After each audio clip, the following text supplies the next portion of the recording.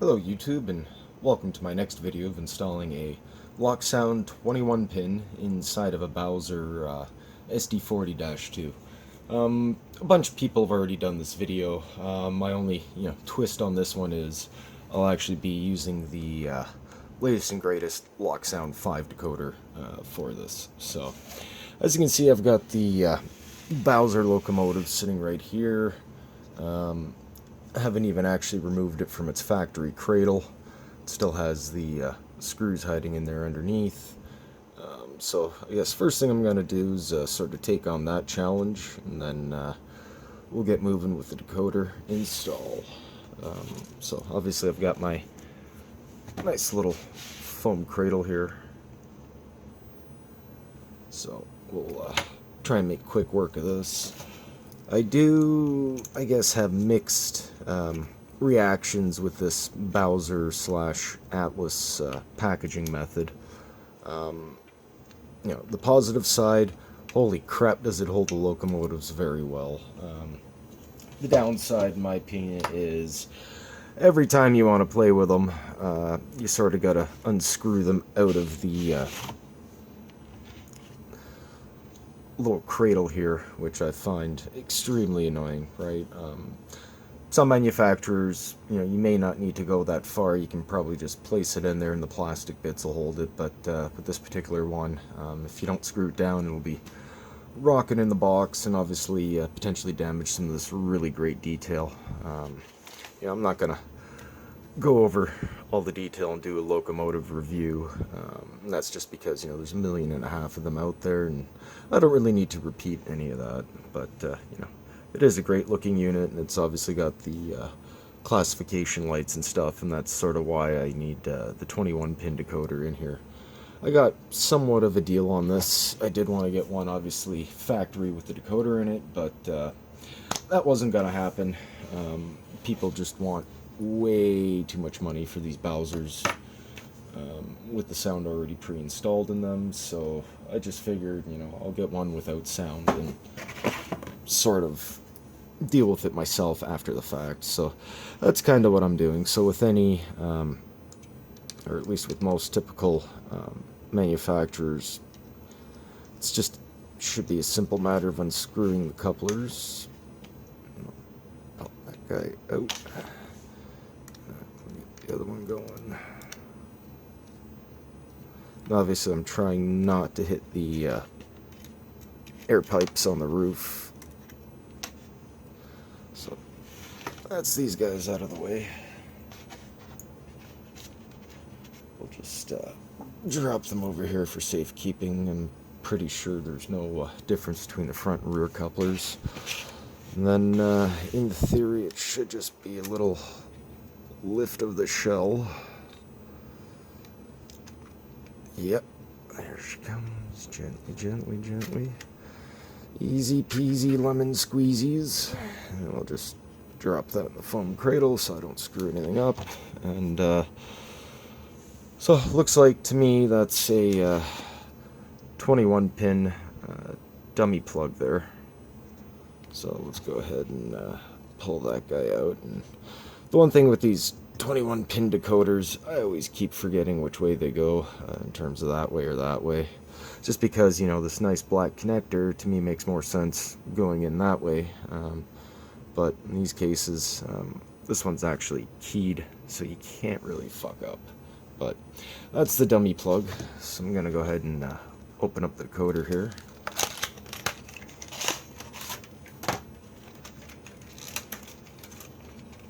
It being a Bowser locomotive, which is pretty awesome because I don't have to do any additional wiring, no additional lighting or anything of that nature. And this is kind of interesting. They gave the factory speaker box there.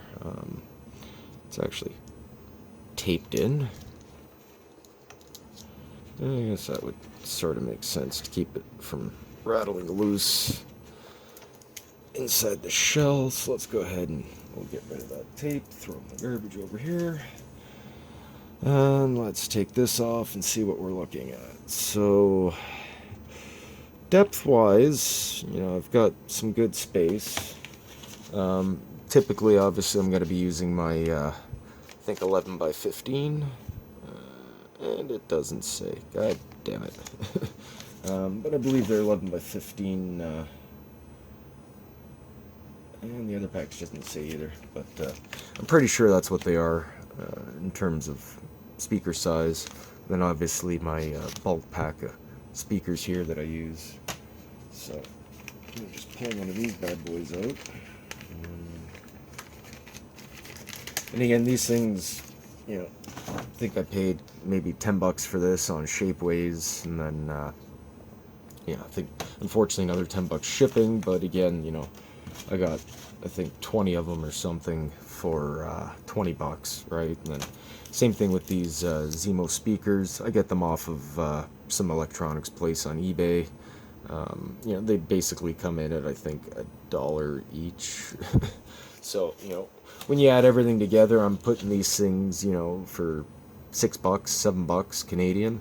And, you know, you go buy one Loksound brand or one Soundtracks brand speaker at the hobby shop, and they're wanting closer to, you know, 20 plus dollars for, you know, do the math. It's not really worth it at that point, and it's, you know, definitely a lot better to do it yourself, especially because excuse me, you can actually seal them up. So I'm going to go ahead and remove one from the packaging, much like you'll see on West Coast Rail's channel.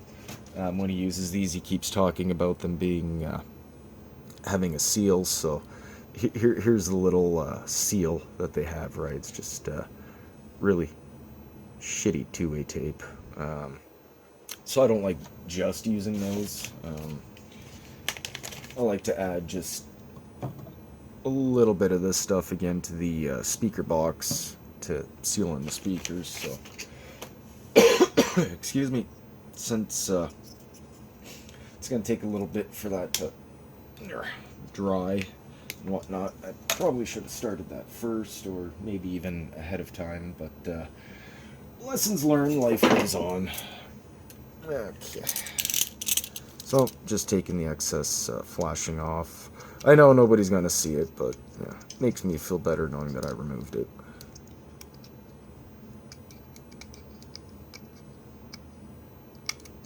There we go. Back I'll just smooth two.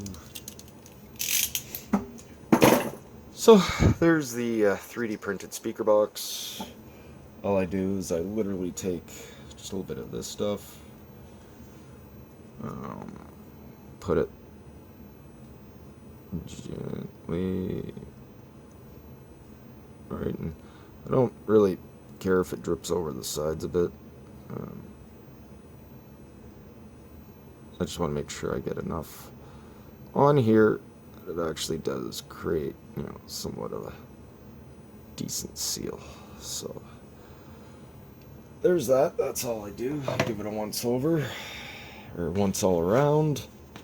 Try not to flip it on the side. And then I basically just peel the adhesive backing off that guy. Take this guy that I now have glue all over my fingers with, and seat them together. And again, it's not going to make, you know, a bond you can hang off of, but it will more than likely seal that speaker a lot better than just the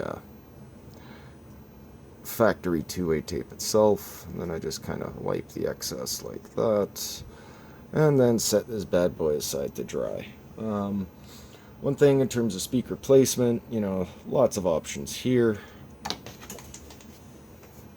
And as you can see, it does actually still hold a good bond. But as I was saying, you know, there's a few options in here. The magnet's probably going to pull it over into the chassis, but, you know, you put it that way, and put it that way, you know, pretty much anyway. More than likely, I'm probably going to put it like this, just because I can then try and attach it to the chassis here with probably some capping tape, just to make sure it stays there. And I'm going to stop playing with that and let it dry for a bit.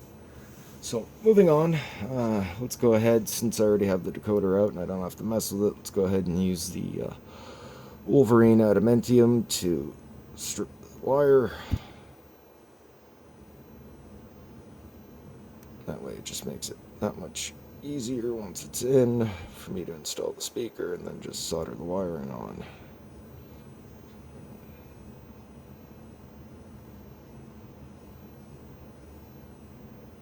And there you go. That's pretty much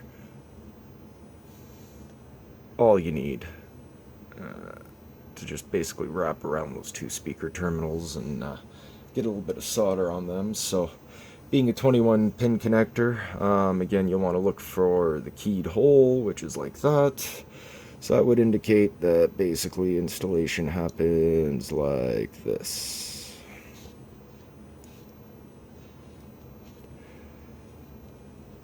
And we want to make sure we obviously have good contact, so you can see that's actually touching all the way on the thing there. There's nothing really binding or shorting out there, possibly. So it does have the factory plug right there for the speaker. I'm going to leave that be. Normally what I would do is I'd take the plastic off and then I'd use those two pins with the factory to put it over there, but I'm not going to bother in this case. I'm just going to connect up these two leads here and then kind of get everything going from there. So in this case, I'm just going to take this and throw it back in the spares bin along with that, and yeah, there. So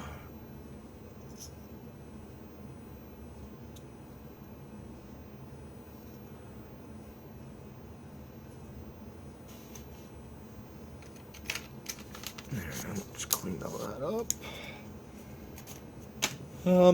Yeah, so I'm gonna let that speaker dry. While it's doing its thing, I'm probably gonna bust out the laptop and then get going there, and start getting this puppy programmed. So sit tight. Okay, I'm back and I've got the lock programmer application up and running. So this is a EMD 12-cylinder 645 E3. Reason why I picked this one is it's part of the Loksound 5 sound font family, and also it's got the special functions to deal with the classification lights, and this is the only sound file for basically an SD40 or something of that nature that does have the functionality for the class lights. So until ESU, I guess, develops a new sound file with a 16-cylinder version or whatnot, I'm kind of stuck with this. From the sound preview, it does sound pretty decently, but let's go ahead and get this thing rocking and rolling on the programmer there.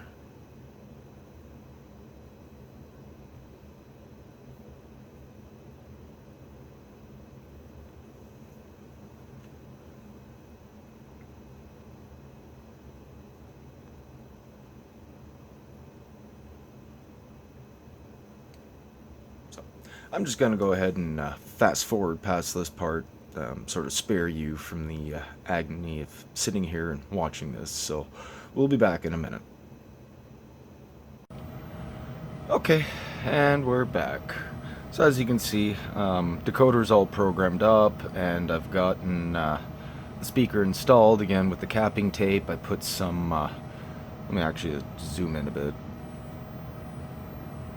There we go. So as you can see, I put some around the speaker, and then I also put some underneath first, just in case, for whatever reason, one of those two leads decides to short out. Decoder's installed. I just got to basically close everything up and whatnot and get ready to go. But you can have a quick little listen here.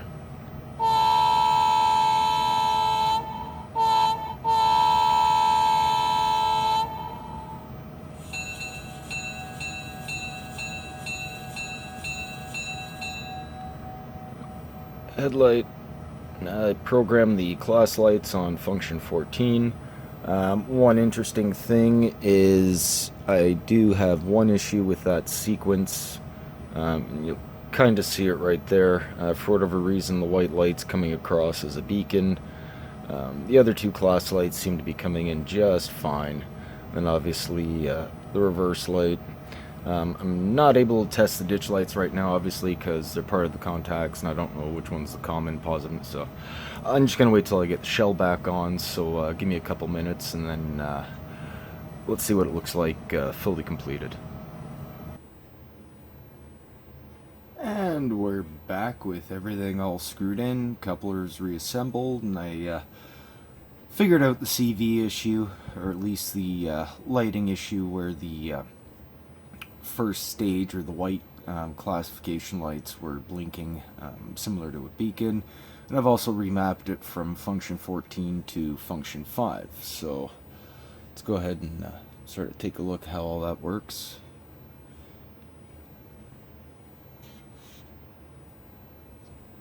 Go ahead and I guess we'll start the prime mover.